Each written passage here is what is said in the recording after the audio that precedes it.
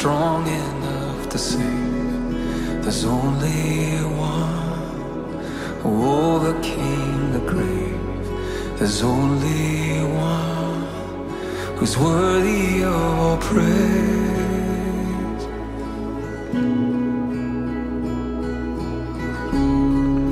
And in his hands the keys of death. Ons het die laaste paar weke gekyk na Petrus se lewe, waar hy gekom het en Jesus verloon het. En ons wil nie so erg na dit kyk wat hy gedoen het nie, maar die lesse wat ons kan leer uit sy voorbeeld, sonder om te veroordeel, sonder om te judge, sonder om te dink, maar ek sal dit nooit doen nie. Want ek het besef dat dit is woorde wat ek nooit kan sê nie. Partykeer dink ons, ek sal nooit Jesus verraai soos Judas nie. Ek sal nooit Jesus verloon soos Petrus nie. Ek dink dis alleenlik genade, op genade wat U en my kan help om staande te bly om dit nie te doen nie. Want so baie maal met Petrus se eerste verloning sien ons dat ons word blootgestel aan groepe en aan mense. Ons het met mense in ons lewens te doen en in daardie verhouding word ons baie keer op die spot geplaas. En uit vrees uit, of uit bekommernis uit, of omdat ons mense nie wil offend nie, of mense nie wil te nakom nie, dan bly ons stil oor ons geloof.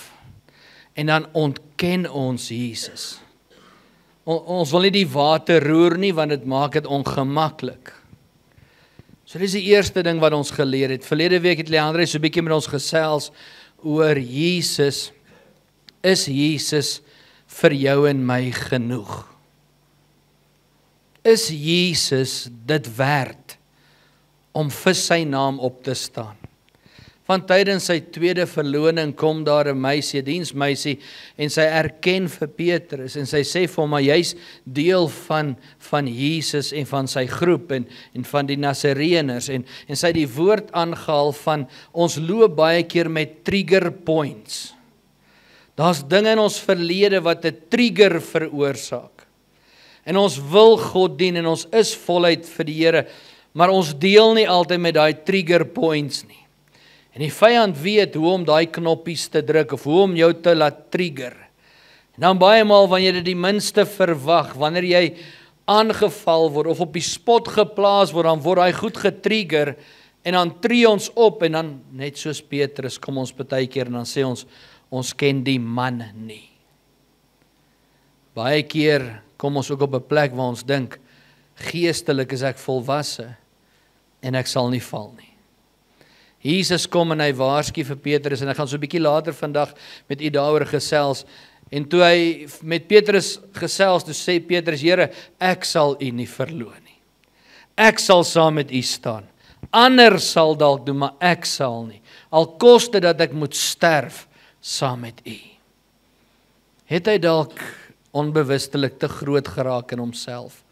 Gedink dat die Here Jesus het hom op die water laat loop. Hy was deel van die 5000 man wat voedsel gekry het, en ek dink hy was deel van die wat die kos gaan uitdeel het. Jesus sê ook vir hom, op jou openbaring wat jy van my het, bou ek my kerk, Petrus. En hoekom sal hy dan, as hy hierdie geestelike, sterk, volwasse man is, hoekom sal hy Jesus verloon? My sien, baie keer is dit juis ons tekortkominge en die uitdagings wat ons potjie. En nie die woord van God nie. Nie die belofte nie, maar ons tekortkominge. So mag ons leer uit dit uit, en sonder om vinger te wys wil ek weer sê, Heilige Gees, spreek met ons. En ek wil vanmôre met u gesels oor die derde verloning. Ek wil dit so 'n bietjie intrek in 'n rigtinge wat ek glo die Here met ons wil deel. So blaai saam met my in die Bybel na Matteus hoofstuk 26 toe. En ons gaan van 'n vers 69 af lees. Matteus 26. Ons gaan al 3 verlonings gou vinnig na kyk. Vers 69 lees soos volg. Hy sê, en Petrus het buitekant gesit in die binneplaas van die paleis, en 'n sekere diensmeisie het na hom gekom en gesê, jy was ook by Jesus die Galileër. Hy sê, maar hy het dit voor almal ontken en gesê, ek weet nie wat jy sê nie. Eerste, nou sê hy, en terwyl hy uitgaan na die poort toe, sien 'n ander diensmeisie hom en sê, aan die wat daar was, let op, sy het nie eers vir hom gesê nie, sy het vir ander gesê wat daar was. Hierdie een was ook by Jesus, die Nasareëner. Hy sê, en met 'n eed ontken hy dit weer, dis Petrus. Hy sê, ek ken die man nie.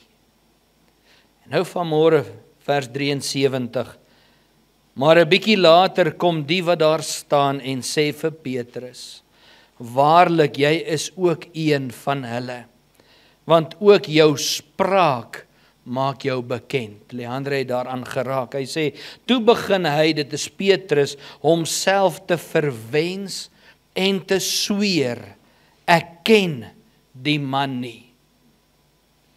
Hy het homself verwens en hy het begin sweer, ek ken die man nie. En nou vers 75, en dadelik, sê gou saam met my dadelik, hy sê, het die haan gekraai, en Petrus het die woorde van Jesus onthou, wat hy vir hom gesê het, voor die haan kraai, sal jy my 3 maal verloon. Tot sover. Wanneer ons na hierdie gedeelte kyk, en dit waar ons die laaste paar weke gesels het, dan besef ek en jy as kind van God, dat Petrus was nie volmaak nie. Petrus was nie perfek nie. Petrus was 'n visserman, voordat hy Jesus gedien het. So hy was 'n man wat nie op Bybelskool was nie, wat nie die afronding ontvang het wat baie kweekskole gee nie. Hy was 'n harde visserman en hy het gewerk om te oorleef. Tweedens sien ons ook dat hy was 'n growwe man. Met ander woorde 'n man. Vissermanne, baie keer soos fabriekwerkers, het 'n ander taal wat hulle praat. Ek weet nie die van die wat in fabrieke werk, verstaan wat ek bedoel. Hulle sê nie vir jou, gee asseblief die hamertjie vir my nie.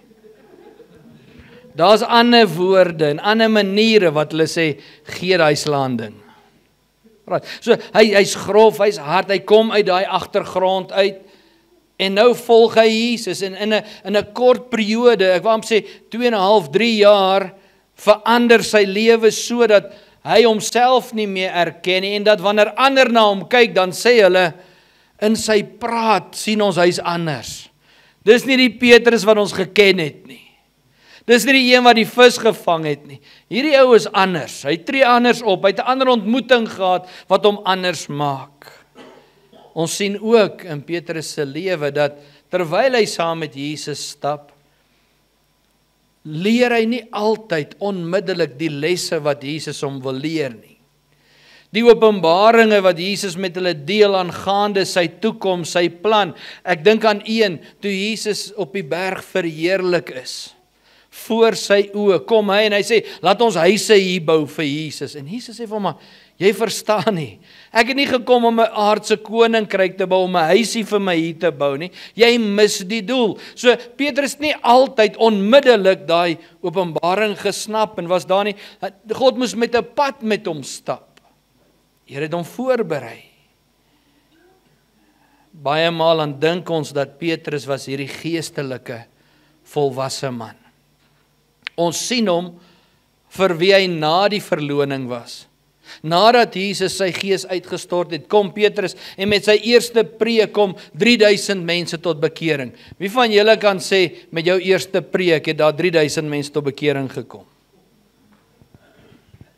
So, ons sien baie keer vir Petrus, so ons sien hom as die man wat op die water geloop het. Ons sien hom as die een wat loop en dan val sy skaduwee op mense en dan word hulle genees, dan raak hy hulle nie eers aan en hy bid nie eers vir hulle nie. Maar selfs in dit moet ons besef dat Petrus nie volmaak en sonder foute was nie. Hy was 'n mens soos ek en jy. Hy het versoeking deurgegaan soos ek en jy. En partykeer dalk nog meer as ons. Ons weet dat hy nie volmaak was nie. Hoekom? Ons het nou net gelees daardie dag toe hy uitbeweeg, toe hy Jesus vir die 3de maal verloon het. Ek dink met vrees en bewing en bekommernis antwoord hy daai diensmeisie. En hoor die woorde wat daar die woord van die Here skryf, waarmee hy antwoord. Hy sê, toe begin Petrus homself verwens en te sweer, ek ken die man nie. Iemand wat volmaak is, iemand wat nie foute ken nie, iemand wat nie tekortkominge het nie, nommer 1, verwens homself nie. Wat beteken dit as ek sê, hy het homself verwens? As ek dit in my menslike taal kan verduidelik, wie van julle het al ooit die gedagte gekry, vir wat lewe ek? Hoekom is ek hier? Ek wens ek was in 'n ander situasie. Ek wens ek het 'n ander kerk gehad. Ek wens ek het 'n ander werk gehad. Ek wens ek het 'n ander man of 'n ander vrou gehad. Jy verwens jouself. Met dit sê hy, het hy gesweer. Nou een van die vertalings, en is die vertaling wat hulle sê, God's Word vertaling, lees soos volg, hy sê, then Peter began to curse, and he said, I swear to God, I don't know the man. Die King James vertaling, wat uit die oorspronklike Hebreëus uit vertaal is, hy sê, then began Peter to curse and to swear, saying, I know not the man. Met ander woorde, hy het nie net homself verwens nie van, hy het gevloek daarby. Dis wat curse beteken. En hy het gesweer. En in die oorspronklike vertaling, hy het gesweer by die Here, dat hy die man, Jesus nie ken nie. Ek weet nie van julle nie, maar vir my lyk dit nie na iemand wat volmaak is nie. Iemand wat dalk sy tekortkominge ontken het. En nie om hom af te kraak nie, ek kan dit nie genoeg sê nie, maar om in 'n oomblik, in 'n situasie te wees, wat hy nie weet wat om te doen nie, waar hy nie die uitkoms ken nie, waar hy blootgestel word en geopenbaar word aan ander mense, weet Petrus nie hoe om op te tree nie. En hy mis die doel. Petrus het nie eers Jesus se naam genoem nie. Die diensmeisies, wat nie eers Jesus se disipel was nie, sê, jy's 'n disipel van Jesus. Hy sê, ek ken nie die man nie. Tweedens, ek sweer voor die Here. Dit is iets wat ons nie mag sê nie. Ek glo, jy mag nie by God sweer nie. My opinie. Maar hy sê, ek beloof voor die Here. Nee, die woord sê, laat jou ja en jou nee wees. Moenie God inroep om jou situasie te bekragtig of te bevestig nie. Maar hier kom hy en hy gaan so ver, dat hy self curse, sweer. En daar kraai die haan. Hy sê, en dadelik besef hy, ek het geval. Ek het 'n fout gemaak. Petrus noem nie eers vir Jesus, of Here, soos die vorige dag nie. Hy noem hom net 'n normale man. Wat kan ek en jy by Petrus leer? Jy sien, dit is in tye van bekommernis, en in tye van woede, in tye van onkunde, wanneer jy op die spot geplaas word, wanneer die ou mens, die ou ek, so baie maal na vore wil tree. Wie van julle kan ook assosieer daarmee? Dis wanneer jy by vriende kom, waar jy jare lank gekuier het, en altyd maar 'n dop saam gedrink het, want dis hoe dit moet wees, en nou kom jy tot bekering, jy wil jou hart vir Jesus gee, jy wil jou lewe reg lewe, en nou bied hulle vir jou daai dop aan, en om nou te sê nee. Maar Eben, hoe kan jy nee sê, jy dan jy's die een wat ons geskink het, jy's die een wat gemix het. Hoe kan jy nou sê nee? Amen.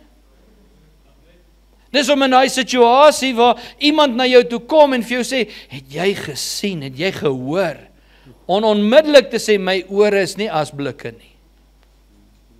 As jy nie goed kan praat nie, bly stil.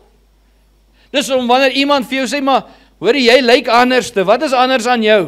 Nee, ek het maar 'n paar kilogram verloor. Eintlik bedoel hulle, jy het Jesus in jou taal, jou optrede, jou dinge verander. En om dan sê nee, ek weet nie waarvan jy praat nie. Jy sien, so baie maal kom daai ou mens en hy het 'n oorlog teen die nuwe mens. En streng gesproke moet die ou mens dood wees. Die ou mens moet begrawe wees. Die woord van die Here sê, as ek in Christus is ek 'n nuwe skepsel. Hy sê, die ou dinge het verbygegaan en alles word nuut. Maar ons laat toe dat die ou ek na vore tree met tye. En dis juist baie keer wanneer ons in bekommernis is, wanneer ons kwaad is of woedend is, of wanneer ons uitroep en daar kom nie deurbrake nie, wat die ou ek klop en wil intree. Baie maal wanneer ons geval het, dan voel ons sleg. En ons het berou. En so baie maal dan sê ons, Here, ek sal dit nooit weer doen nie. Wie van julle het al daai woorde gebid? Ek weet nie van julle nie, maar ek het nou al verder as dit gaan. Ek sê, Here, ek weet ek het gesê, ek sal nooit nie, maar hierdie keer regtig, nooit, ooit sal ek dit weer doen nie. En dan die derde keer, ek weet dat ek gesê het vorige, never say never. Baie keer dan kom ons en ons val en ons is negatief en ons besef ons te fout gemaak en dan bid ons en sê ons, Here, wil U nie asseblief die versoeking net verwyder nie? Vat net hierdie probleme weg, verwyder net al hierdie goed in my lewe.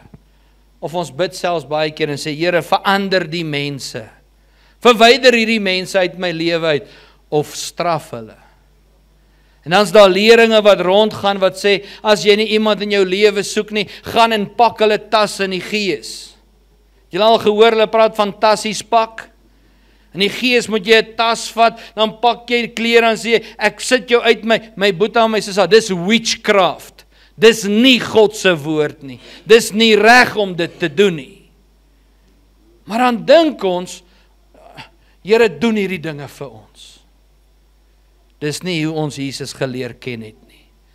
Hy het niemand se tassies gepak en wegverwens en gesê, God straf hulle nie. Inteendeel, hy het gesê, vergewe hulle, want hulle weet nie wat hulle doen nie. Dis die voorbeeld wat ons by Jesus vind. So baie maal voel ons so skuldig en dan assosieer ons met Petrus. Want die woord sê, toe hy besef dat hy Jesus verloon het, toe die haan kraai, het hy dadelik uitgegaan en bitterlik geween. So baie maal voel ons so skuldig en so sleg dat ons nie eers kan bid nie, want ons is die grootste sondaars en ons is nie goed genoeg nie. Dis hoe die vyand jou wil laat voel.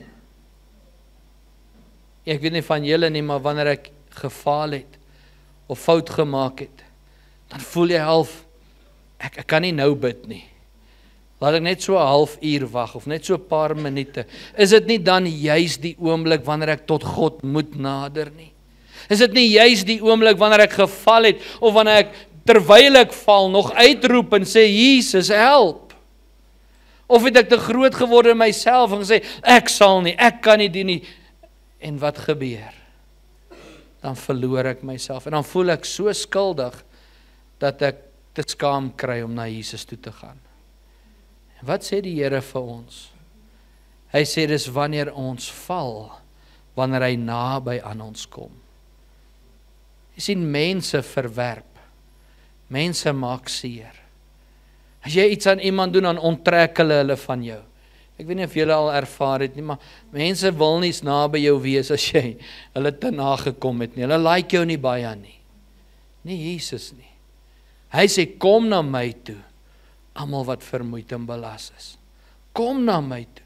Hy sê, ek kom nader aan jou. Ons staan terug. Ons loop weg soos Petrus.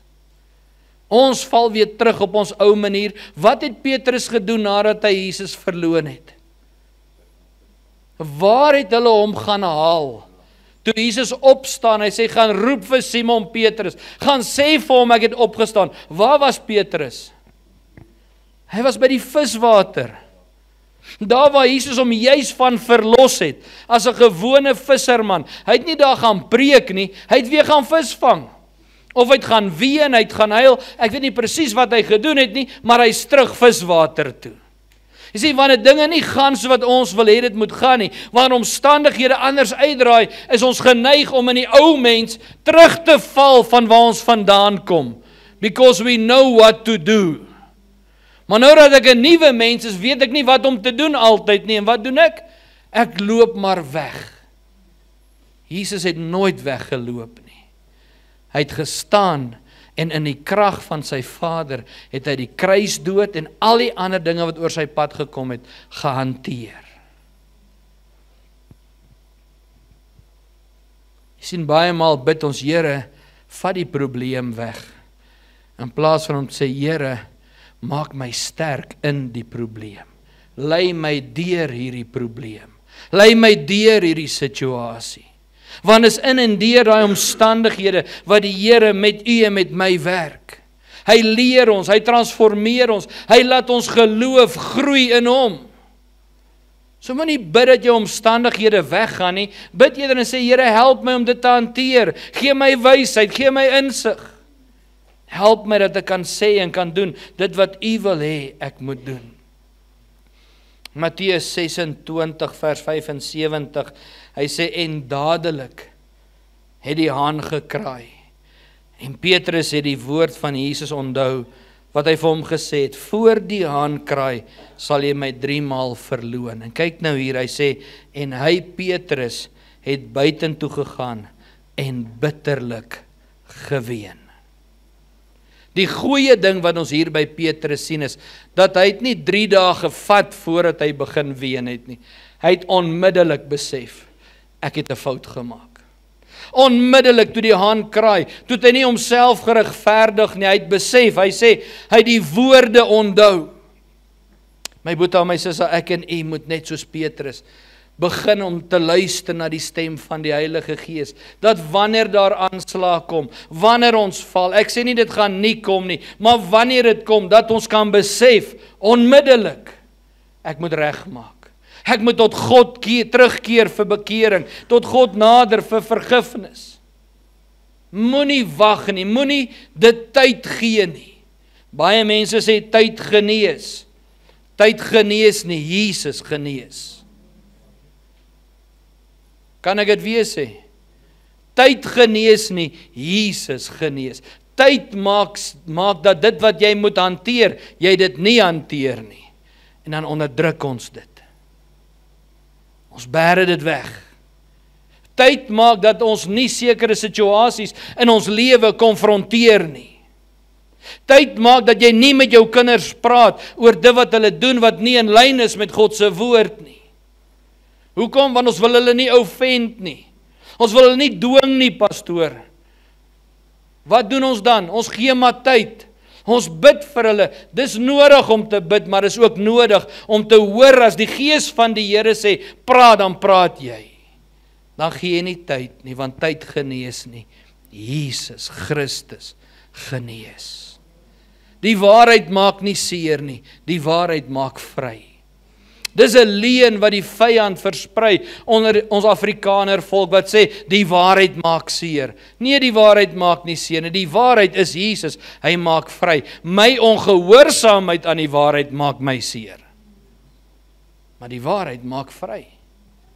Ja, daar's 'n tyd en daar's 'n plek, maar ons moet luister na sy Gees, dat hy ons kan lei. Jy sien, dit is nodig om tot oortuiging te kom en om hartverskeurend te voel oor dit wat jy verkeerd gedoen het. Dis nodig dat jy sleg voel. As jy nie meer so voel nie, is daar 'n probleem. Jy sien, dit is deel van ons Christelike volwassenheid as kinders van God. Die Gees van die Here, die Heilige Gees, is die een wat ons oortuig van sonde en ongeregtigheid. Nou ek sê nie, jy moet permanent met skuldgevoelens loop nie, want as jy dit bely het, het Jesus jou vrygemaak, amen. Maar ek praat van daai oomblik wanneer ek val, Wanneer jy in die verkeer ry en jy sê en jy dink en jy doen en jy wys wat jy nie moet doen nie en onmiddellik voel jy skuldig. Net daar moet jy God aanroep. Dis wanneer jy en jou maat in gesprek is en jy sê iets wat jy weet hom of haar gaan seermaak, maar jy doen dit nog steeds. Onmiddellik moet ons kan sê, Here, ek is jammer. Here, vergewe my. Moenie wag vir later nie. Later is dalk nie daar nie. Ons almal het al stories gehoor van mense wat geliefdes verloor het, deur die dood, net nadat hulle 'n woordewisseling gehad het. Ons almal weet van mense wat met hulle kinders gesprekke gehad het, beklei het. Ek weet van 'n situasie waar 'n ma vir 'n kind gesê het, jy gaan nog dood verongeluk op hierdie motorfiets, want jy suip en jy ry. Dis hoe dit gesê is. En hy het op die motorfiets geklim en gery en dood verongeluk. En sy lewe haar lewe lang met daai veroordeling, want sy het dit gesê. Was dit die waarheid? Nie net omdat sy dit gesê het nie, ja, hy het gedrink, en hy het gery, en sy was bekommerd, en die realiteit is, as hy nie dit doen nie, dan sal hy langer lewe. Maar in dieselfde asem het sy dit gesê, verkeerde tyd, verkeerde plek, verkeerde manier. En wat doen die vyand? Hy pootjie haar vir die res van haar lewe. En sy verloor haar kind. En dan voel ons so sleg, dat ons nie eers kan bid nie. Ons kan nie kerk toe kom nie. Ons kan nie vir iemand bid wanneer God vir ons vra nie, want wat gaan hulle dink? As ander na my kyk, en hulle kyk na my omstandighede, ek is geskei, of ek is die, of ek is daai, of daar is soveel redes, wat gaan hulle dink? Wat leer God se woord ons? Hy sê, as jy waaragtig berou het,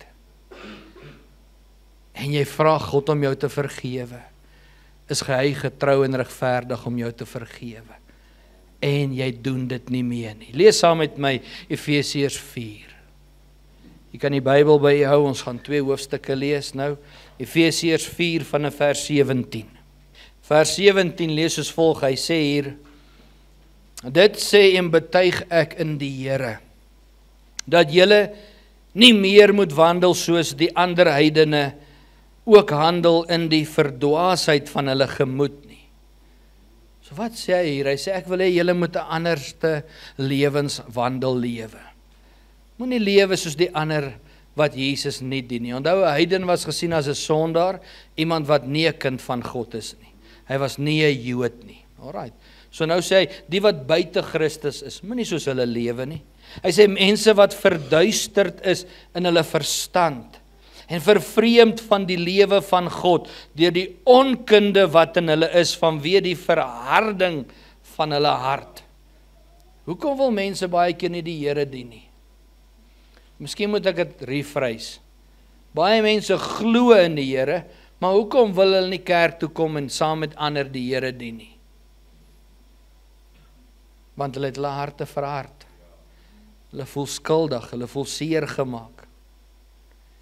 Ek weet nie wie van julle het kinders wat ook koekies steel nie. Nou my opinie, steel die kind nie koekies nie, want ek koop dit vir hulle, maar hulle dink hulle steel dit. Maar nou kom hulle by daai koekiebak in, wanneer jy nie daar is nie, hulle vat 'n koekie. Ek weet nie as hulle vat 'n koekie nie. Nou kom ek ingestap, onmiddellik sien jy daai skuldgevoel op hulle gesig. Ek het nie 'n koekie gesteel nie. Ek het nie gesê jy het een gesteel nie, maar aangenaam aangesien jy dit noem. Hoekom steel jy koekies? Jou hand is in die koekiebak, dan voel jy skuldig. Niemand het jou veroordeel nie. Jy voel skuldig van self, en dis baie keer die probleem.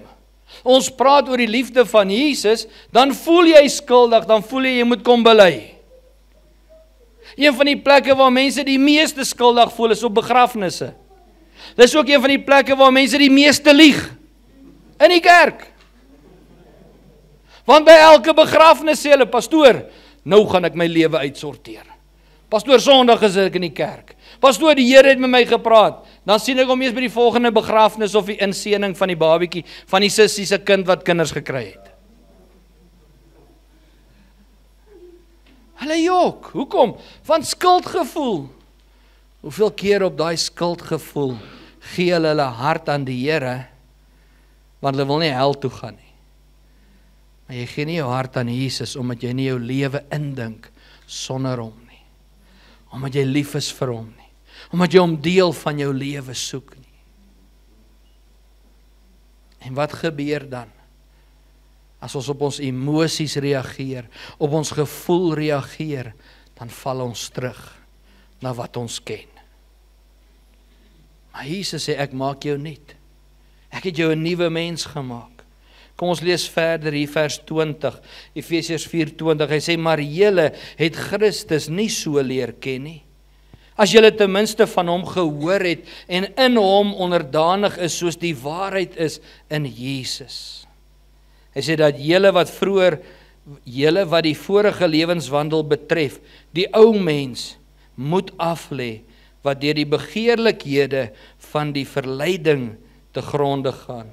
En dat julle vernuwe moet word in julle gees van julle gemoed. Met ander woorde, jy moet jou gedagtes hernuwe. En julle moet 'n nuwe mens moet beklee, wat na God geskape is in ware geregtigheid en heiligheid. Wat sê hy hier? Hy sê, ek wil hê jy moet anders na jouself kyk en dink. As ek vanmôre 'n spieël hier voor moet sit, en ek moet julle uitroep en vir jou vra, wat sien jy in daai spieël? Wie van ons kan antwoord wat jy sien in daai spieël? Wie van ons gaan antwoord wat ons fisies sien, en wat God sien van ons in daai spieël? As jy voor daai spieël staan, wat is die eerste ding waarna jy kyk? Jou krom neus. Moet nou nie kyk nie, almal weet my neus is krom. Okay? Ek wens dit ek kon hierdie neus reguit maak. En as jy 16 is, 15, 16, is die eerste ding wat jy sien, daai pysie op jou wang. Dis 'n grootste probleem. Mis al die ander goed, hulle sien net daai een. Hy moet gepop word. Jy mis wie Jesus sê jy is. Ek is vet. Ek is lelik. Kan ek nie net bietjie gewig verloor nie? Ek moet my hare kleur, of ek moet my baard krul, of wat ook al die rede is. Jy wil die hele tyd verander, jy wil verander, jouself change en verander. En wat sê Jesus? Hy sê, kom soos jy is. Maar ons kraak onsself af. Ons is nie goed genoeg nie. Wat sê hy hier? Hy sê, hy wil hê, jy moet 'n nuwe manier dink. So ek wil jou uitdaag, môreoggend, as jy opstaan. Nou ek weet vir 'n swanger vrou is dit moeilik, maar jy kan dit doen. Dan staan jy daar voor die spieël, en dan sê jy vir jouself, ek gaan dit in Engels sê, you are wonderfully created in God's image. Ek wil hê jy moet opstaan en in daai spieël kyk en sê vir jouself, goeiemôre jou lekker ding. Dis mos wat dit beteken, you are wonderfully created in his image. Kyk jouself in die oë en sê, jy's kosbaar en waardevol vir God. Voordat jy al die ander goed doen, al die ander make-up wil doen, al die ander goed wil regkry of wegkry, sê net eers vir jouself, jy's kosbaar en waardevol vir die Here. Kyk jouself in die spieël en sê, dis lekker om te lewe. Van laas het jy opgestaan en gesê, dis lekker om te lewe. Of staan jy op en sê, nie nog vandag nie. Nie alweer nie. Dis moeg, ek skout my rug, die en daai en. Of kan ons opstaan en sê, dis lekker om te lewe? Ja, te midde van uitdagings. Ja, te midde van challenges. Maar met Jesus aan ons kant kan ons gedagtes verander. Hy sê, wanneer jy daai verslag kry wat negatief is, wat gaan jy glo? Ek dink dis 'n lied wat is sy naam? Kom nou nie op die naam nie. Die ou sing die liedjie, hy sê, whose report, Ron Canoli, hy sê, whose report will you believe?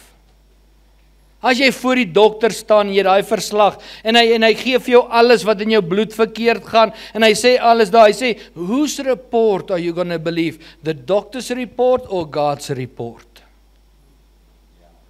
As hy vir jou sê, jy's nie goed genoeg nie, wie se verslag glo jy? Jy's nie goed genoeg nie, of Jesus sê, ek is kosbaar en waardevol. Ek is 'n nuwe mens. Whose report do you believe? Efesiërs 4:25, hy sê, daarom, lê die leuen af, en spreek die waarheid, elkeen met sy naaste, want ons is mekaar se lede. Word toornig en moenie sondig nie. Hy sê, so jy mag kwaad word, maar moenie daarin sondig nie. Laat die son nie ondergaan oor jou toorn nie, moenie kwaad gaan slaap nie. Amen. Hy sê, en gee aan die duiwel geen plek nie. Nie 'n klein plekkie nie. Nie so nou en dan laat ek hom, hy sê, gee vir die duiwel geen plek nie. Jy sien, die duiwel is 'n fail fighter.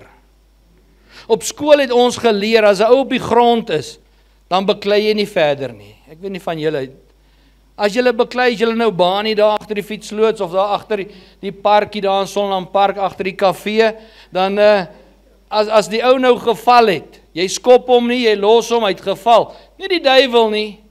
Hy skop jou as jy lê. Hy wys vir jou, kyk daar vlieg 'n vark, dan skop jou tussen die bene. Hy fight fail. Hy soek net daai klein gap in jou lewe om in te kom, om verwoesting te gee. Maar weet jy wat doen hy? Hy los jou eers vir 'n rukkie. Hy kry die gap, hy sit sy wedge in, en hy staan net bietjie terug. Want jy doen mos goed, jy's 'n geestelike volwasse kind van die Here. Jy gaan nie val nie. Ek is nou net gecharge, ek kom uit die kerk uit, ek kom uit Pinksterweek uit, ek's vervul, ek bid in tale, die Here het my vol gemaak, maar ek sukkel nog met ietsie. Wat doen die vyand? Hy los die wedge daar, en hy vergeet daarvan. Nee, hy vergeet nie daarvan nie.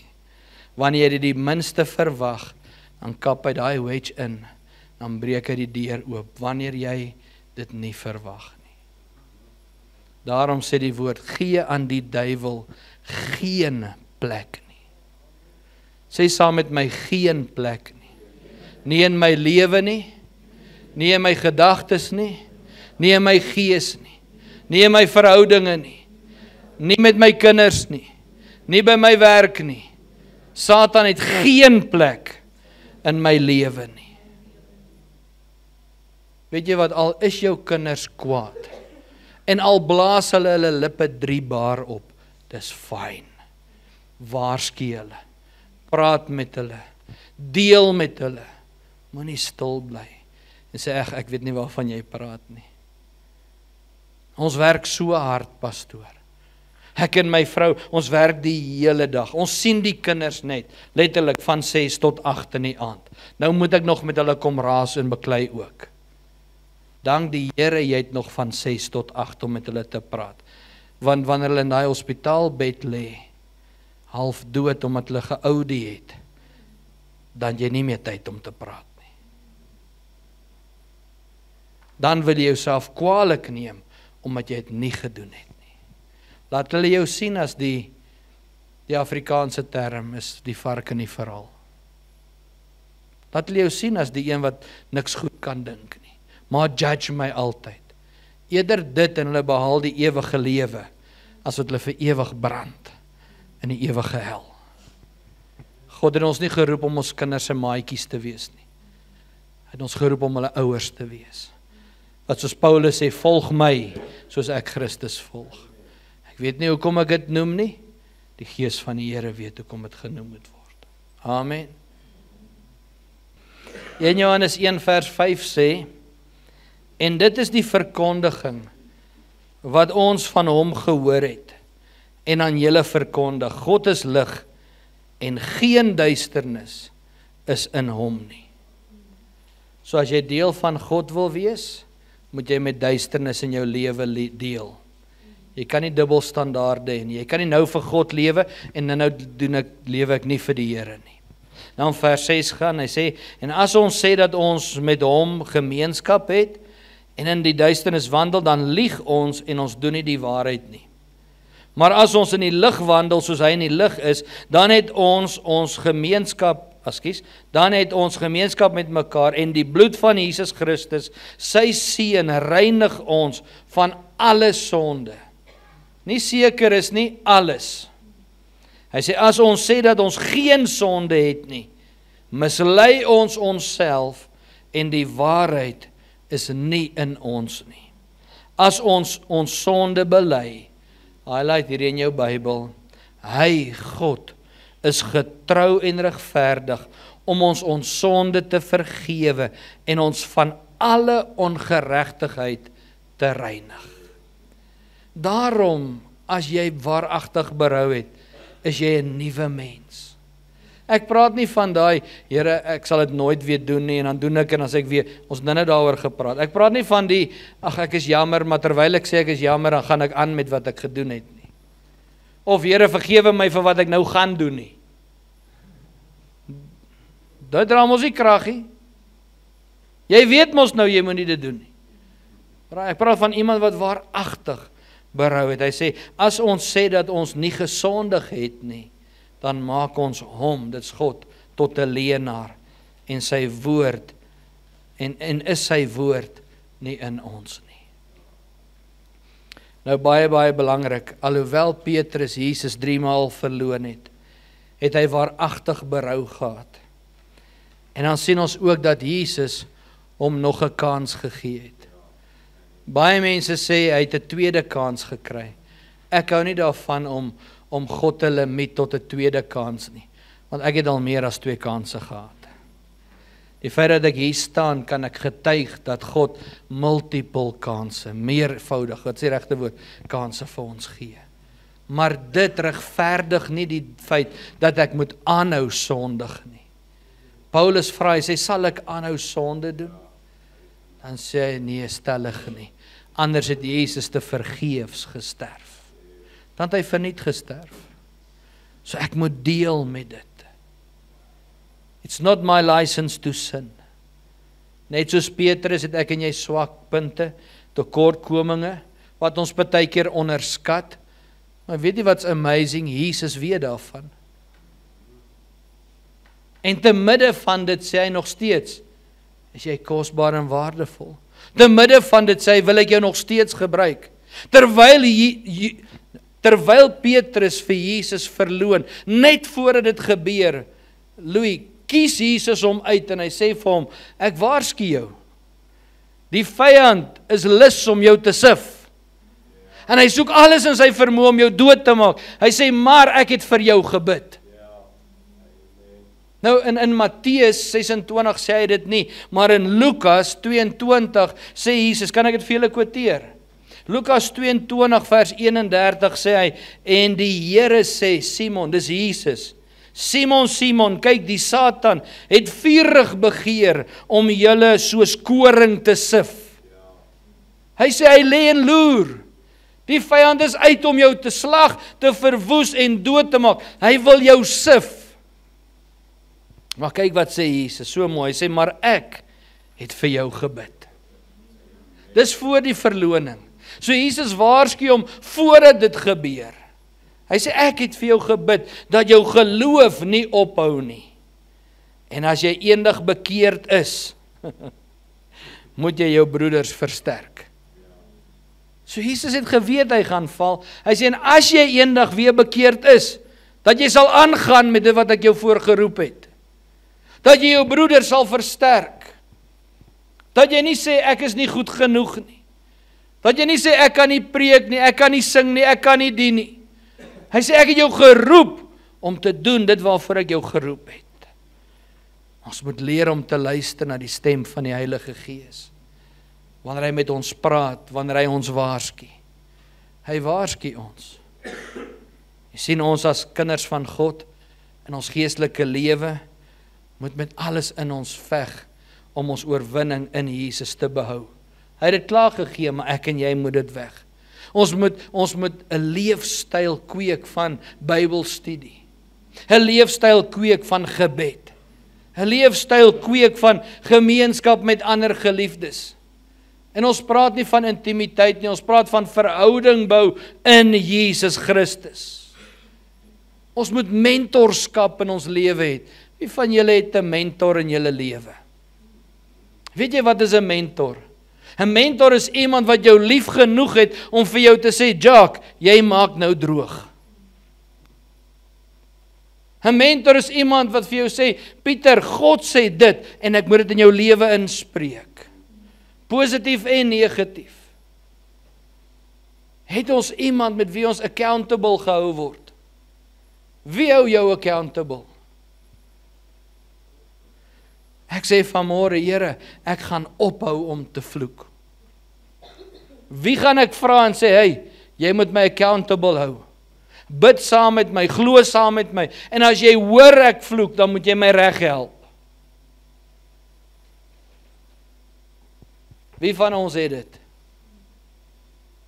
Ek dink as Petrus iemand gehad het wat hom accountable gehou het, het hy dalk nie Jesus verloor nie.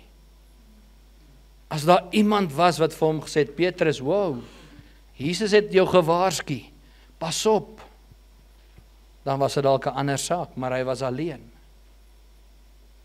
In afsluiting vanmôre, selfs met Petrus se mislukking, het Jesus hom nog steeds gekies om op Pinkster te preek. Onthou, Pinkster was 50 dae na die kruisiging. En voor dit het Jesus gesê, ek nou net vir jou gelees, as jy jou bekeer het, wil ek hê jy moet jou broers gaan versterk. Hy het geval. Hy het gaan visvang. Maar weet jy wat, hy het nie daar gebly nie. Toe Jesus uitroep en sê, Petrus, waar is jy? Toe hardloop hy graf toe. Die woord van die Here is so kosbaar, hy sê daar, Johannes en Petrus het gehardloop om te gaan kyk wie's in die graf. Hulle het 'n kompetisie gehad. En een van die vertalings sê, en toe ek voor hom in die graf ingaan, toe sien ek die graf is leeg. Hy sê, hy het nie sy eienaas, sy self, hy het homself nie bejammer nie. Hy het nie daar by die dam, by die viswater gesit en sy eienaas gekrap nie. Hy het gesê, ek het berou, ek is jammer. En toe Jesus hom roep, toe gaan hy terug. Jy sien, te midde van dit gaan hy en hy bedien daardie dag en die Here doop mense met sy Heilige Gees. Met Pinksterfees.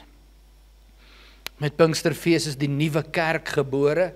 Dit wat Jesus gesê het, Petrus, op hierdie openbaring bou ek my kerk, het met Pinksterfees geaktiveer. En dit was Petrus wat gepreek het. Die een wat hom verloon het, ja, dieselfde een. Was hy gedoop na sy verloning? Nee. Wat het hy gedoen? Hy het berou gehad. En hy het aangegaan met dit wat voor Jesus hom geroep het. 3000 mense uit alle nasies onder die hemel het daai dag tot bekering gekom. Nou kan ons sien hoe dat God bonatuurlik werk. Dit sê vir my dat God het 'n plan. En as ek en jy berou het en ons heiligmaking nastreef, dan kan niks ons skei van die liefde van Jesus. En God se plan met jou lewe sal geskied.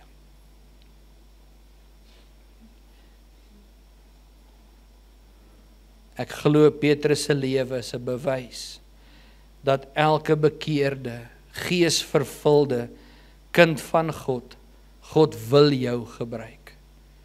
Maar die vraag is, laat ek hom toe.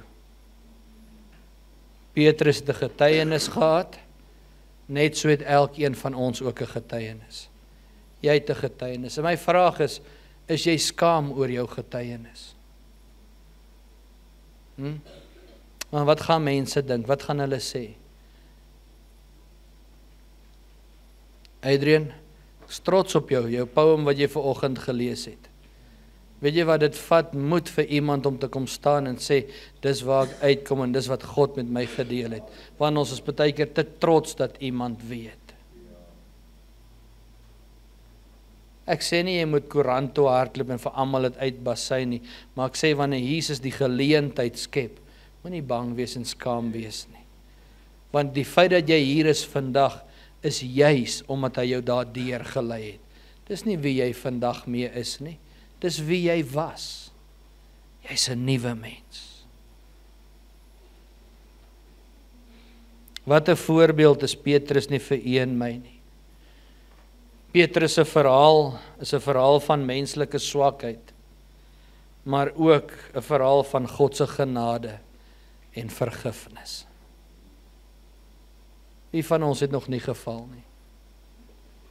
Ons sien Petrus vir wie ons dink hy was, mag Jesus sien Petrus vir wie hy in en deur die krag van die Heilige Gees gaan wees. So daardie dag in Lukas toe Jesus vir hom sê, die Satan wil jou sif, hy begeer om jou te verwoes, maar ek bid vir jou, sodat jy sal aangaan na jou bekering, om vir my te werk, dit wat ek begin het in jou, het Jesus hom gesien vir wie hy gaan wees, en nie vir wie hy nou is nie. Ek wil dit vanmôre vir jou sê, God is besig met elkeen van ons. God het 'n plan. En ek sien hierdie pragtige skildery wat geteken word en dan moet hy geverf word. En die helfte van die prentjie is dalk al ingekleer en geverf, maar die ander helfte nog nie. En nou voel ons, maar ek kom nie tot op daai punt nie. God is besig met jou. En baie van ons het geval, het einde gekry en het seer gekry. Baie van ons voel soos geknakte riete. Maar God sê, ek breek nie 'n geknakte riet nie. Ek kom en ek maak heel. Ek genees. En ek maak vry. So moenie God se werk in jou lewe onderskat nie. Moenie as jy in 'n woestyn is, dink hy het jou verlaat nie. Hy sê, ek is saam met jou in die woestyn. Wanneer jy deur die rivier gaan, is ek met jou. Ja, ons kry nie altyd die prentjie wat ons wil hê nie. Ons kry nie altyd wat ons wil sien nie. God weet beter. En hy is besig. Hy werk met jou. En dan 'n afsluiting. Lank genoeg het die vyand met jou verlede geploeg. Lank genoeg het die vyand jou verlede teen jou gehou. Lank genoeg het die vyand jou foute teen jou gehou, jou tekortkominge. Wie van julle sê saam met my, ek is 'n nuwe mens. Ek is 'n nuwe skepsel. Return to sender. As die vyand jou wil aanval, stuur hom graf toe. Sê, gaan kyk, daar's my grafsteen. Los my uit, ek is 'n nuwe mens. In Jesus naam. Amen. Amen. Sê saam met my, ek is tot alles in staat. Deur Christus Jesus, wat my die krag gee. Ek is 'n nuwe mens. 'n nuwe skepsel. Die ou het verbygegaan. My ou mens is dood. Ek is 'n nuwe mens. Ek is gevul met die Heilige Gees. Ek het die reg om te sê nee. Hoor wat jy sê. Jy het die reg om te sê nee. Want baie keer vir ons skuldig om nee te sê. Sê nee vir dit wat nee moet wees. Amen. Jy's 'n nuwe skepsel. Kom ons bid saam. Here, ons dankie vir u woord. Dankie dat u woord so kosbaar is om vir ons voorbeelde daar te stel met wie ons kan assosieer. Mense wie se lewe ons kan leer. Die spreekwoord sê om nie ons voete stap teen dieselfde klip nie. Dankie Here dat u so getrou is om ons te lei in die volle waarheid. Here, ek wil bely en sê, ek is jammer dat ek nie altyd luister nie. Dat my oor nie altyd ingestel is nie. Dat my omstandighede en situasies baie keer harder skree as u woord en u stem. En ek wil vandag die besluit neem om my oor fyner in te stel vir u stem, vir u woord en vir u waarskuwings. Heilige Gees, lei my in die waarheid. Vir ons as gemeente, lei ons in die waarheid. Die werk wat u begin het, dankie dat u dit tot volëinding bring. Dankie dat U nie geknakte riete afbreek nie, maar dat U kom heel maak en nuut maak. Dankie dat U nie ons verlede teen ons hou nie. Dankie dat U nie die woorde sê, ja, ek het jou gesê nie, maar dat U sê, kom na my toe. Dankie dat U vandag nog steeds red en genees deur U Heilige Gees. En die werk wat U begin het in elkeen, dankie dat U dit tot volëinding bring. Ek wil nou die seën van die Here oor elkeen afbid in hierdie plek. Here, vanmôre het U mense se lewens aangeraak, bevestiging gebring. En ek wil net vra, Here, dat U elkeen sal seën, geestelik, liggaamlik en fisies. Dankie vir beskerming teen siekte, ongesteldheid en krankhede. Dankie vir voorsiening in behoeftes.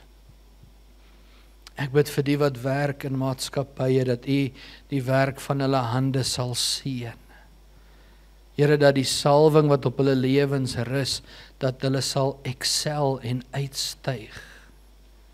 Ek bid vir die wat vir hulle self werk, Here, vir wysheid en vir insig. Ek bid vir dissipline.